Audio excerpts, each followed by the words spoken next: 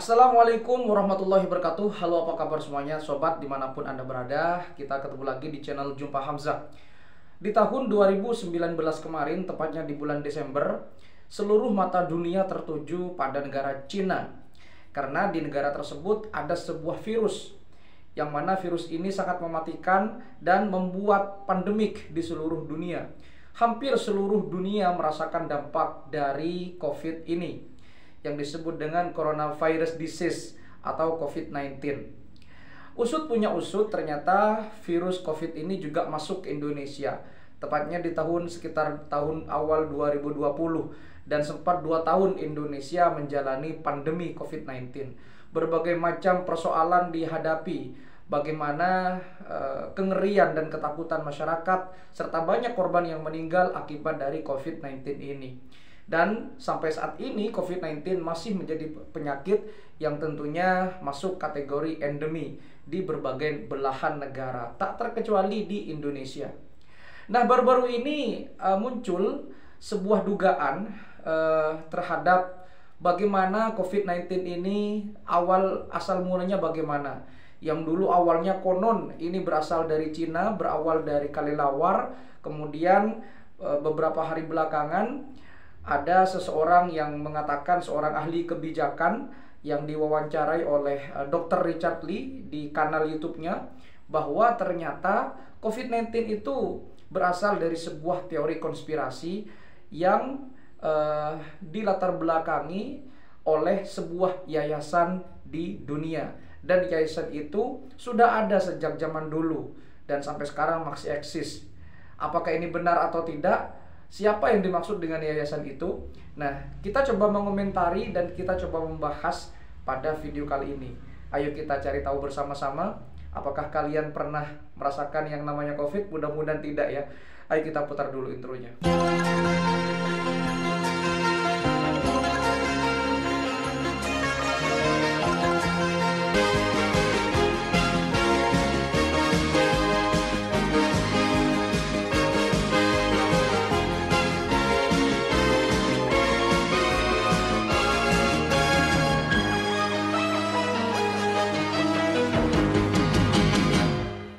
Segala sesuatu di dunia ini pasti ada asal muasalnya. Apapun itu, tak terkecuali virus mematikan yang disebut dengan coronavirus disease 19 atau disebut dengan COVID-19 yang melanda di seluruh dunia pada tahun 2019, kemudian 2020, 2021, 2022, dan sampai saat ini penyakit ini masih tergolong penyakit endemik tergantung bagaimana situasi dan kondisi negaranya.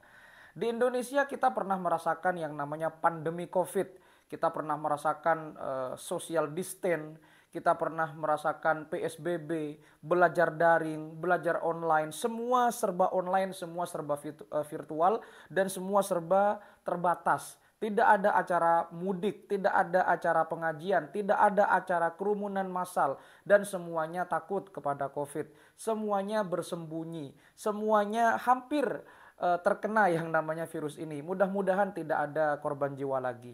Nah, baru-baru ini ada sebuah dugaan begitu, yang mana dugaan ini datang dari sebuah wawancara yang wawancara tersebut diadakan di sebuah kanal YouTube yang memiliki follower yang tentunya sangat banyak. Tentu Anda mengenal yang namanya Dr. Richard Lee, salah seorang dokter yang tentunya sangat berpengaruh, termasuk influencer juga.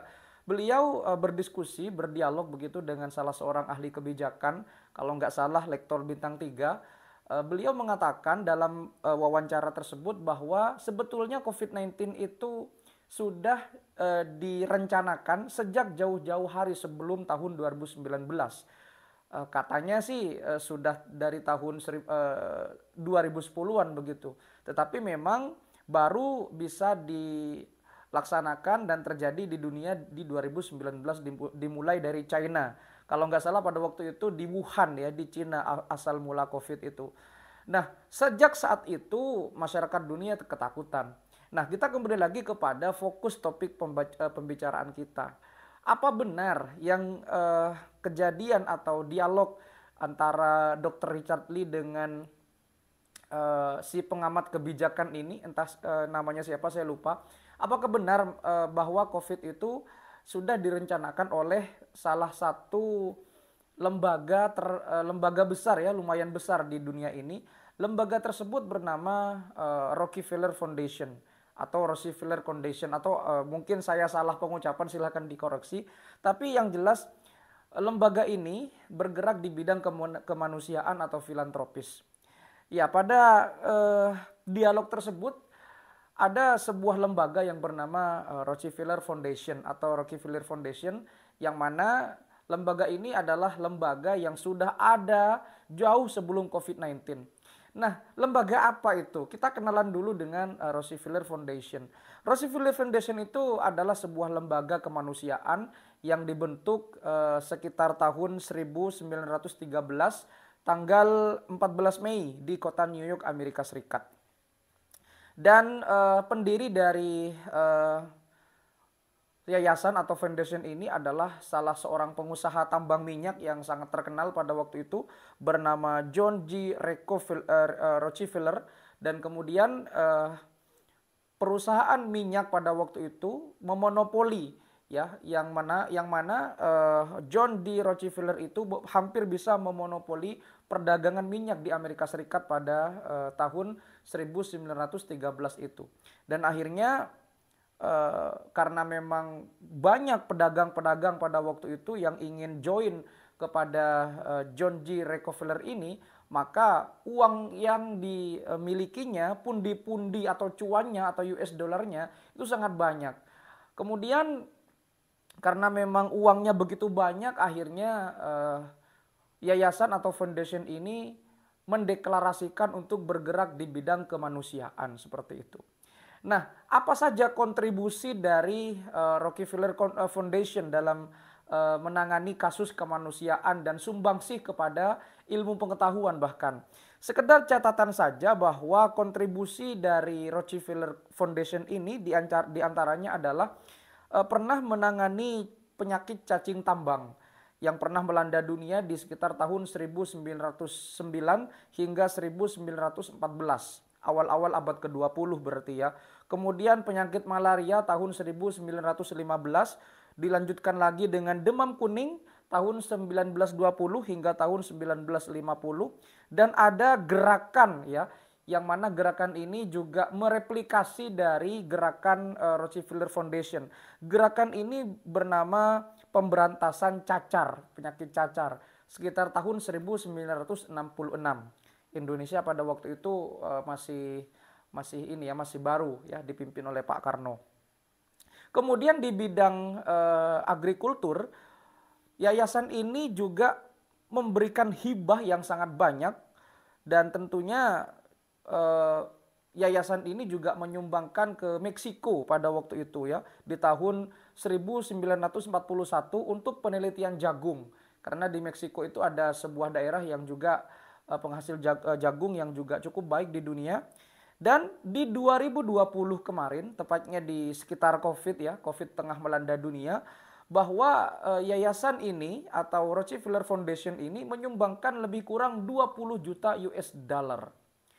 Anda bisa bayangkan betapa banyaknya itu, 20 juta US dollar. Dan di bidang pendidikan, Rockefeller Foundation ini tidak tanggung-tanggung juga.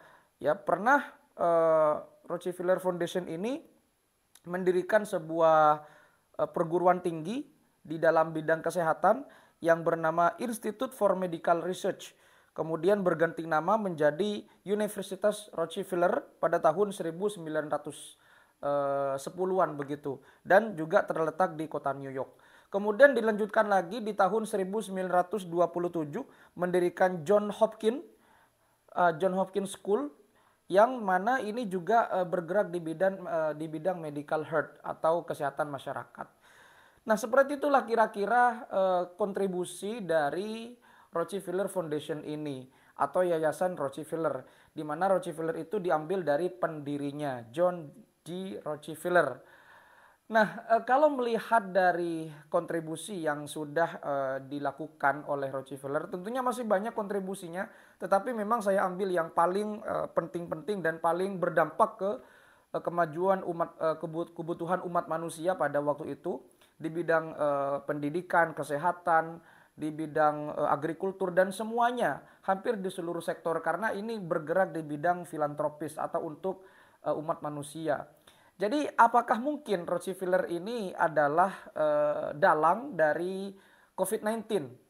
Yang konon dulu COVID-19 itu selalu diidentikan dengan kebocoran senjata biologis atau awal dari Perang Dunia Kedua atau elit global dan semacamnya. Berbagai macam konspirasi dan berbagai macam hipotesis dikait-kaitkan dengan yang namanya kemunculan penyakit COVID-19 atau virus COVID-19 tersebut. Apakah ini hanya cocokologi atau bagaimana? Tetapi mari kita berpikir sejenak bahwa uh, Rockefeller itu diklaim atau dipercaya mempunyai sebuah dokumen yang bernama The Scenarios of the Future for Technology Development. Jadi dokumen tersebut adalah sebuah dokumen rahasia yang sangat rahasia yang berisi tentang ramalan atau hipotesis-hipotesis bagaimana sih keadaan dunia di masa depan dengan perkembangan teknologi seperti itu. Entah ini benar atau tidak, tetapi kalau kita kembali kepada dialog yang dilakukan oleh Dr. Richard Lee kepada ahli bidang kebijakan tersebut bahwa sebetulnya COVID-19 itu dipersiapkan untuk membuat digitalisasi di dunia. Ya kalau kita melihat kejadian COVID kemarin ya, semua dunia itu serba digital. Kita kuliah pakai Zoom, kita kuliah yang awalnya luring menjadi daring, luar ruangan menjadi dalam ruangan seperti itu. Semua orang tidak bisa berkumpul, lebih memaksimalkan sosial media pada waktu itu. Ya kalau kita sedikit analisis benang merahnya memang nyambung. Memang sebetulnya COVID itu menghasilkan efek yang sangat besar terhadap penggunaan dunia sosial media atau dunia digital. Karena sosial media di COVID ketika pandemi itu sangat banyak orang yang mengunduhnya, awalnya yang tidak download menjadi terdownload, awalnya yang di-uninstall menjadi diinstal ulang seperti itu. Entah ini benar atau tidak, tetapi kalau kita melihat rentetan peristiwa atau kontribusi dari Rockefeller Foundation, ya barangkali kecil kemungkinan kalau Rockefeller Foundation ini terlibat dalam sebuah COVID-19. Karena Rockefeller Foundation ini kan awal-awal abad ke-18, awal-awal abad 19 ya berdirinya, tahun 1913.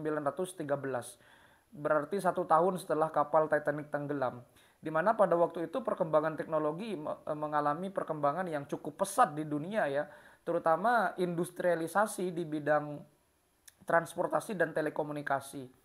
Barangkali keberadaan dokumen The Scenarios of the Future for Development of Technologies yang diklaim dimiliki oleh Rockefeller Foundation ini, barangkali itu mungkin hanya sebuah dugaan, yang mana dugaan tersebut memang mengisyaratkan bahwa dunia ini akan berubah sejauh yang kita pikirkan. Ya karena kalau kita lihat dunia saat ini memang sedang berubah. Ya, world is change very fast. Dunia ini sangat berubah dengan begitu pesatnya, perkembangan dunia digital, perkembangan sosial media, perkembangan teknologi, informasi, revolusi industri, nggak bisa kita lawan, nggak bisa kita bendung. Nah, kalau kita misalkan mengaitkan dengan pandemi COVID-19, mungkin tidak sih menurut Anda bahwa Rockefeller Foundation ini ada di dalam semua itu? Apakah mungkin ini ada kaitannya dengan negara-negara yang lain selain Amerika Serikat? Coba deh kita pikir, Korea Utara ketika kejadian COVID-19 itu kan tidak banyak terekspos. Entah kenapa. Jadi seperti hilang dari dunia digital. Padahal kalau kita melihat ya Korea Utara itu adalah salah satu negara yang tentunya memiliki kekuatan superpower di dunia. Siapa yang nggak tahu kekuatan Korea Utara? Tapi ketika COVID-19 ya seolah-olah Korea Utara itu tidak banyak tidak banyak dibahas. Atau mungkin Pakistan atau mungkin India begitu. Nggak banyak yang dibahas. Nah, kenapa baru muncul Rockefeller Foundation ini baru-baru ini? Apakah mungkin dalang dari semua ini adalah Rockefeller Foundation.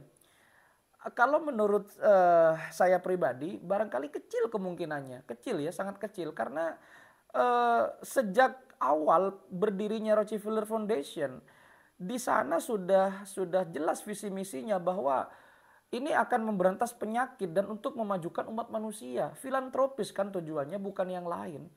Bukan seperti penghancuran manusia atau penghancuran senjata biologis atau pembuatan senjata biologis. Sepertinya bukan deh.